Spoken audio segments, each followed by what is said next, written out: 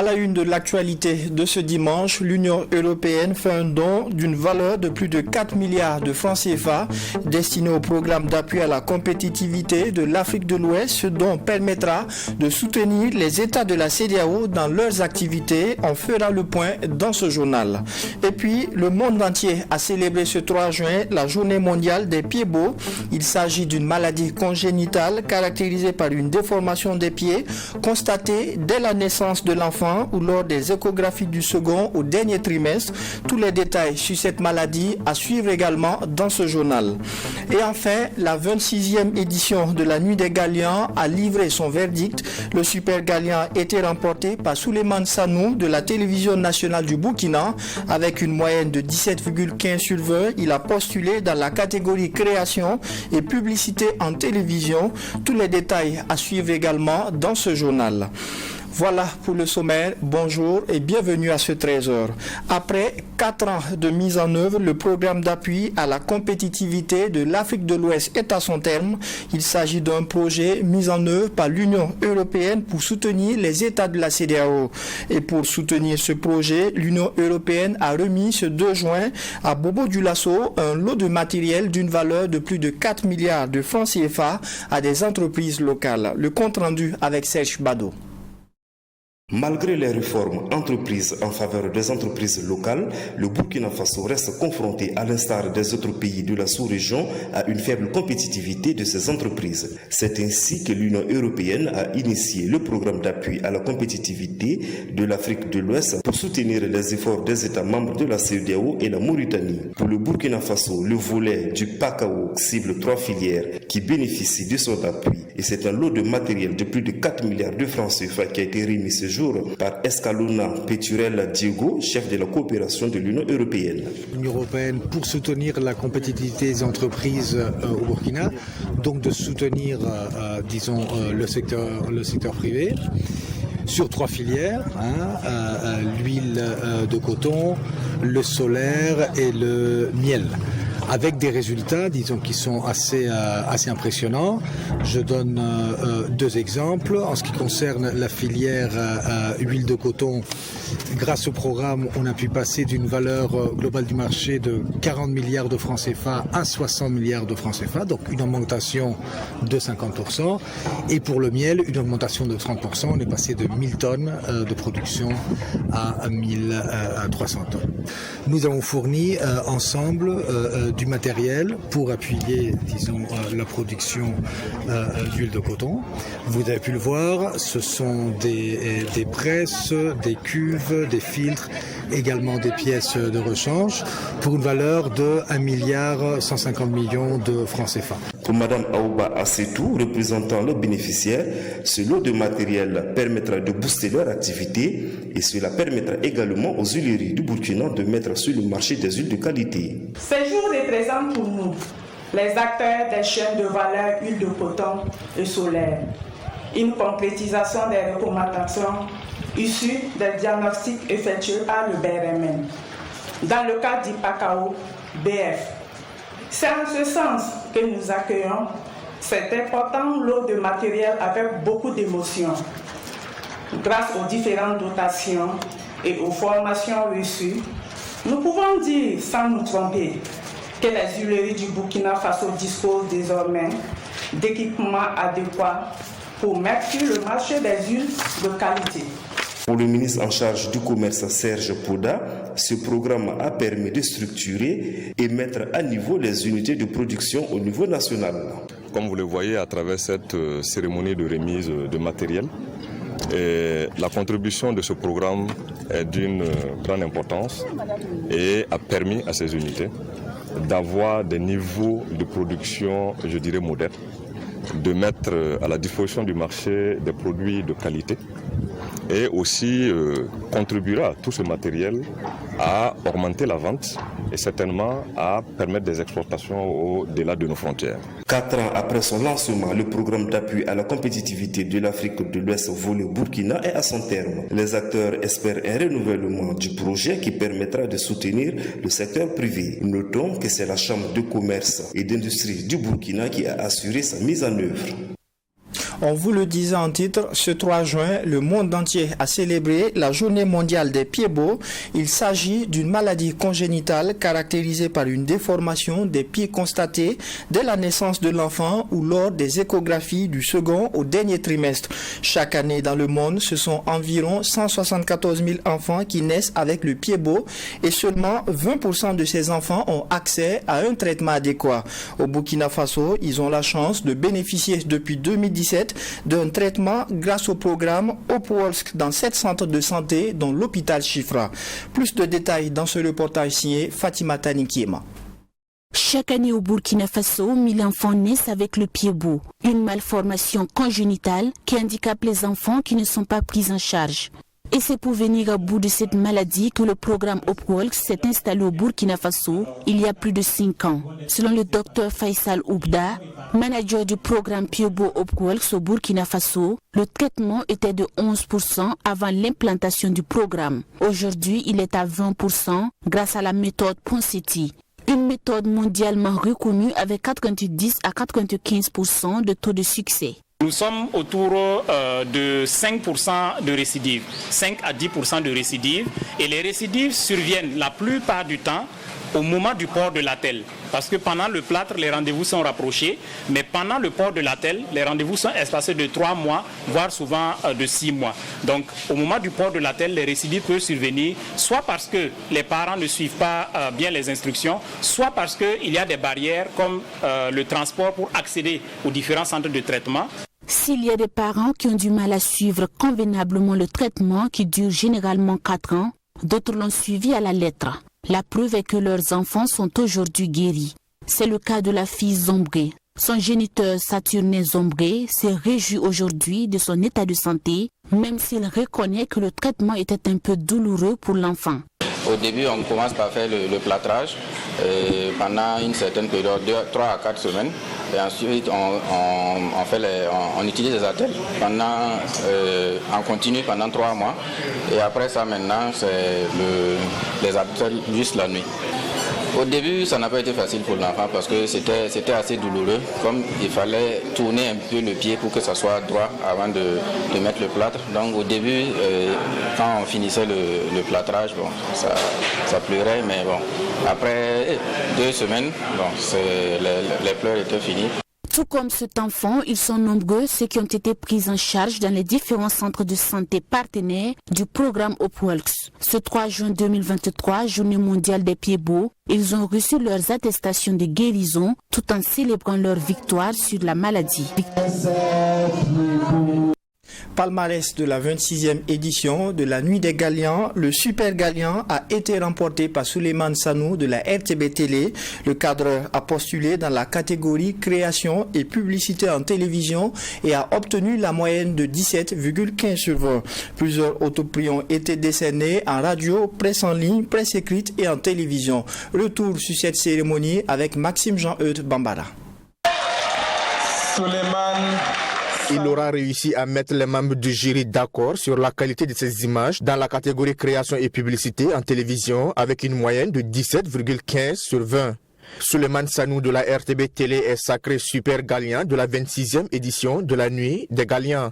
Il remporte ainsi un chèque de 3 millions de francs CFA, une attestation de mérite, une villa de type F3 et le trophée le plus convoité de cette cérémonie de récompense des hommes et femmes des médias. Un prix que le cadre de la télévision nationale dédie à ses collègues de service. Vraiment, bon, c'est une surprise aussi. Avant tout propos, nous rendons grâce à Dieu. D'abord, je remercie ma famille, je remercie les collègues de service, surtout les dévanciers, je remercie l'équipe de production, je remercie le jury. Et franchement, je suis très ému ce soir. Et franchement, je ne m'attendais pas à un Super Galian. Je pense que c'est une invite aussi à faire mieux davantage. J'ai eu le Super Galian, je ne suis pas le meilleur. Peut-être que c'est un parcours de chance. Peut-être que c'est une question de, comme je l'ai dit, c'est une question de chance aussi, je ne sais pas. Je suis très ému. Plusieurs autres prix officiels ont été décernés dans différentes catégories, notamment en radio, presse en ligne, presse écrite et en télévision. Par ailleurs, 14 prix spéciaux ont également été décernés à cette 26e édition de la Nuit des Galiens qui a connu une forte mobilisation des membres du gouvernement. Occasion pour le ministre de la Communication Jean-Emmanuel Ouédraogo de saluer les mérites des lauréats et d'inviter les journalistes à demeurer professionnels dans ce contexte de crise sécuritaire. Face à la diffusion tous azimuts d'informations qui inondent notre quotidien, il n'est nul besoin de rappeler aux journalistes que le professionnalisme et l'excellence dans la pratique du métier de journaliste font partie des impératifs si nous voulons vaincre l'hydre terroriste. Car nous le savons tous, pour gagner cette guerre, il va falloir aussi gagner la guerre de la communication. Je saisis cette occasion pour assurer tous les confrères et consoeurs que la liberté de presse et la sécurité des journalistes ainsi que les autres libertés font partie des priorités de la transition. 3 personnalités ont été faites galiens d'honneur. Il s'agit de El Hadj Aboubakar Zida, dit Sid Naba, PDG de Savane Media, Ben Idriss Zungrana, dit Big Z, et Zoumana Traoré, ancien DG de l'ISTIC. Le super galien de la 25e édition, Philippe Ada, a au cours de la cérémonie officiellement reçu et en différé la clé de sa villa de type F3. Créé en 1997, les prix Galiens visent à promouvoir les différents corps de métier dans les médias publics et privés, à créer une saine émulation entre les professionnels de l'information et à renforcer le professionnalisme dans les médias. 2023. Mesdames, Messieurs, pour son 2e numéro de l'année 2023, le club de presse du Centre national de presse Norbert Zongo a pensé à un baobab de la presse écrite burkinabé, Edouard Ouédraogo, puisque c'est de lui qu'il s'agit, à échanger à bâton rompu avec les acteurs de la presse sur les 50 ans d'expérience de l'Observateur Palga, créé en 1973 sous le nom de l'Observateur. Djassibo Oba et Michael Tougri. Pour son 2e numéro de l'année, le club de presse a reçu Edouard Ouédraogo au Centre national de presse Norbert Zongo ce 2 juin. Il s'est agi pour le directeur de publication du journal L'Observateur Palga, qui célèbre son jubilé d'or, d'entretenir l'audience sur les expériences et le parcours du premier quotidien privé burkinabé. À l'occasion, il a aussi évoqué la nécessité de révolutionner le monde de la presse écrite. En parlant du parcours de l'Obs, Edouard Ouédraogo avoue que pendant les premières années, l'apparition quotidienne était très difficile. Si les machines sont essoufflées, il faut avoir de l'argent pour les renouveler. C'était pas totalement évident. Bon. Disons en tout cas que c'était les 10 premières années n'ont pas été faciles et que à un moment donné, effectivement, on s'est demandé si ça n'eût pas été pertinent pour nous de commencer par un quotidien et par un hebdomadaire que tout était par un quotidien. Et ceux qui savaient, surtout les professionnels, qui savaient ce qu'il en coûte de produire un quotidien, il y en a qui disaient qu'on ne ferait pas plus de 3 mois avant de déposer le tablier. On a pu continuer pendant 10 ans. En ce qui est de l'avenir de la presse écrite et de la nouvelle génération de journalistes, le patron de l'Observateur Palga, Edouard Ouédraogo, trouve qu'il faut juste laisser les anciennes méthodes pour s'adapter aux nouvelles technologies de l'information et de la communication, surtout pour se démarquer en tant que journaliste professionnel. Ne laissez pas les autres user et abuser du numérique, c'est-à-dire les non-professionnels. Nous qui sommes des professionnels, nous devons être les premiers à savoir tirer parti de cet outil-là. Je dis que c'est plus facile à dire qu'à faire, mais c'est une nécessité. Et je sais que vous êtes armés pour pouvoir le faire mieux que nous autres. Tenu sous le thème Jubilé d'or de l'Observateur Palga, quelles leçons tirées de ce parcours du plus ancien quotidien du pays dans le combat pour la liberté d'information au Burkina Faso, ce 2e club de presse s'est terminé par une remise de lettres de félicitations à l'Observateur Palga. En marge de ses 10 ans d'existence au Burkina Faso, Canal+ Burkina a procédé vendredi dernier à la remise des premiers lots relatifs à sa promo festival. Lancée le 25 mai dernier, cette promo se poursuit jusqu'au 30 juin prochain et plus de 300 gagnants seront récompensés. À en croire les responsables, le décodeur passe désormais à 1000 francs CFA et la somme totale générée à cette promo sera reversée à des œuvres caritatives. Yacine Sawadgo. 12 mois d'abonnement tout Canal+, ce sont les lots remis ce vendredi aux fidèles clients de Canal+ Burkina. Cette remise fait suite à la promo festival de Canal+, lancé en mai dernier à l'occasion de ses 10 ans d'existence au Burkina Faso. Les heureux gagnants du jour sont ceux qui se sont réabonnés dans la période du 25 au 29 mai. Des heureux gagnants qui ne cachent pas leur satisfaction à l'image de Laurent Nichema et de Rianata Nichema. Je me suis juste réabonné à la date du 26. C'est grâce au réabonnement à la date du 26 qu'on m'a appelé après pour me dire que j'ai gagné un abonnement de 12 mois. Et ça fait plaisir de savoir qu'on va faire passer 12 mois sans se réabonner. En tout cas, ça fait plaisir. Surtout que c'est pour les parents. En tout cas, ils seront vraiment contents et tout. Donc, moi, ça me fait plaisir. J'ai juste fait un abonnement sans le savoir. Je ne sais plus à quel âge j'ai fait. Après, on m'appelle, on me dit j'ai été l'heureux gagnant de Canal Plus pour un abonnement de tout Canal. 40 000 ou c'est combien pendant 12 mois. Voilà, donc j'étais vraiment ému. Je suis venu prendre mon cadeau. Je suis très content de Canal Plus. Près de 50 gagnants sur le territoire national recevront leur lot de cette promo festival de Canal Plus pour la première partie. Une façon de remercier les abonnés selon la chargée du sponsoring, Camille Badini. C'est pour remercier nos abonnés qui sont avec nous depuis maintenant 10 ans au Burkina Faso. Et ça nous permet aussi de leur montrer notre engagement envers eux au quotidien. Ça fait au total 50 gagnants que nous avons sélectionnés, mais nous ne pouvons pas tous les envoyer pour la remise. Donc nous avons choisi ceux qui sont à Ouagadougou et aussi qui sont disponibles pour faire la remise. Bien sûr, il y a les remettants dans les provinces, les gagnants qui se trouvent dans les provinces, nous allons leur remettre leur lot incessamment.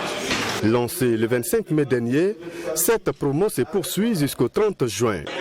Plus de 300 gagnants seront récompensés, et cela à l'occasion des 10 ans d'existence du Canal Plus au Burkina Faso. La somme générée dans la vente des décodeurs sera reversée à des œuvres caritatives au profit des personnes déplacées internes. Crise sécuritaire au Burkina Faso, les femmes des différentes organisations féminines se sont mobilisées ce samedi à l'appel du mouvement Lopal pour donner de la voix. Elles disent être les premières victimes de la barbarie des groupes armés terroristes venus des différentes villes du pays. Elles affirment vouloir fédérer leurs énergies pour accompagner la lutte contre le terrorisme. Alexis Wenkouni, Belem Naba.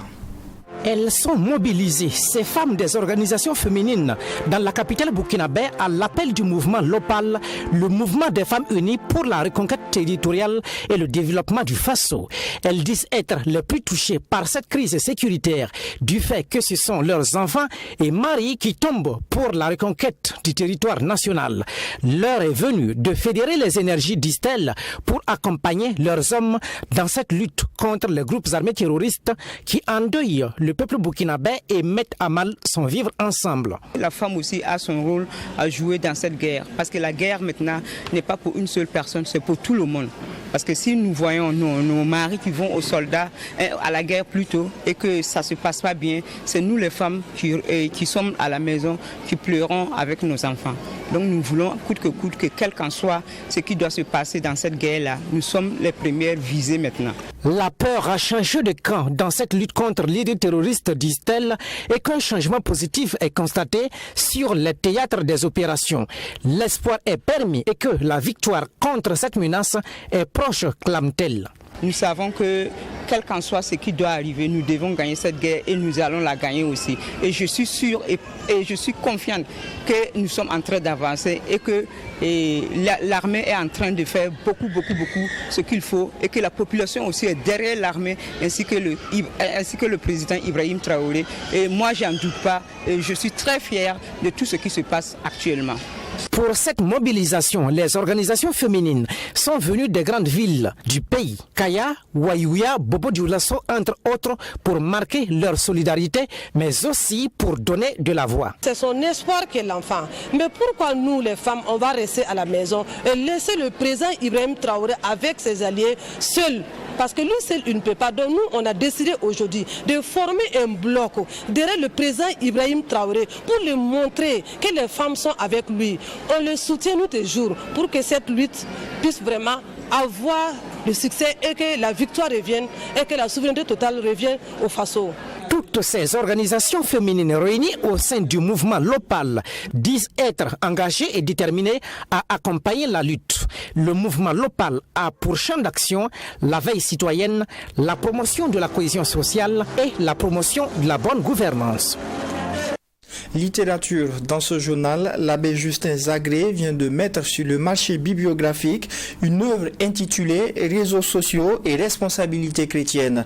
C'est un livre de 70 pages qui invite les citoyens à une utilisation responsable des réseaux sociaux et la dédicace a eu lieu ce vendredi à l'archevêché de Ouagadougou et c'est en présence du ministre en charge de la communication et du président du Conseil supérieur de la communication, Sanata Séré.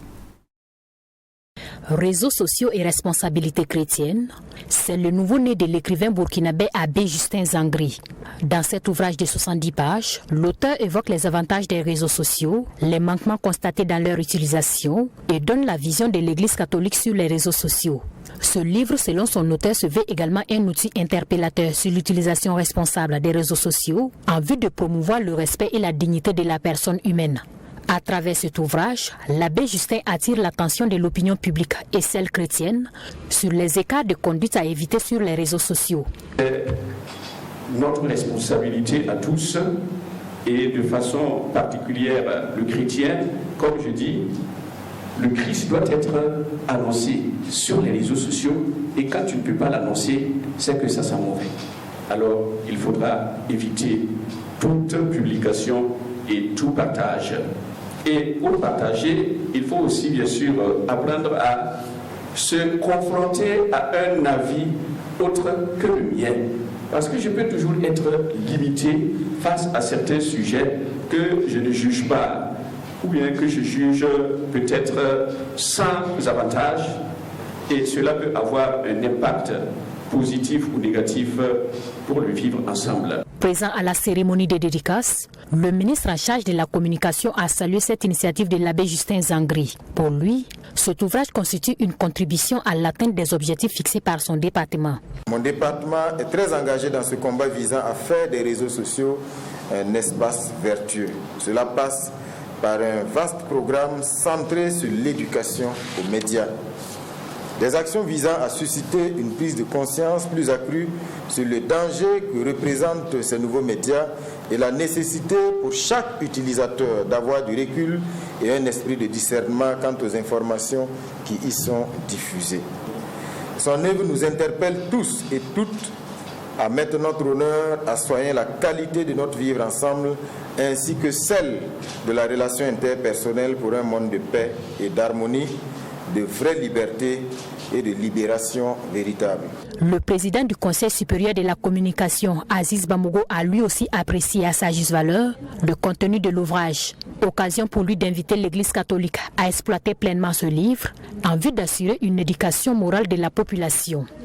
L'abbé, il dit là-dedans, je pense, ce qu'un prêtre doit pouvoir dire aujourd'hui aux fidèles. Je pense qu'on ne peut pas penser aujourd'hui à jouer ce rôle de missionnaire de l'Église catholique dans notre société sans faire cas de ce que doit être le comportement du fidèle catholique sur les réseaux sociaux. Je pense que ça n'aura pas de sens. Né en 1972, l'abbé Justin Zagré est curé de la paroisse universitaire Saint-Albert-le-Grand de la Rotonde et aumônier des groupes sociaux. La publication de ce livre a été possible grâce à l'accompagnement du service pastoral pour la formation et l'accompagnement des responsables, ce PAFAR. Et hors de chez nous au Sénégal, pour clore ce journal, le pays a enregistré des violences qui ont éclaté depuis la condamnation de l'opposant Ousmane Sonko à 2 ans de prison ferme pour corruption de la jeunesse, universités et magasins fermés. Bref, la situation demeure tendue malgré les appels au calme. Des carcasses de voitures brûlées et des bâtiments publics saccagés, signe de la gravité des violences qui sévissent au Sénégal depuis la condamnation jeudi d'Ousmane Sonko à 2 ans de prison ferme pour corruption de la jeunesse. Des heurts qui ont coûté la vie à 9 personnes. Le vandalisme n'aide personne parce que tant qu'il n'y a pas de paix, on ne peut pas vivre une vraie vie.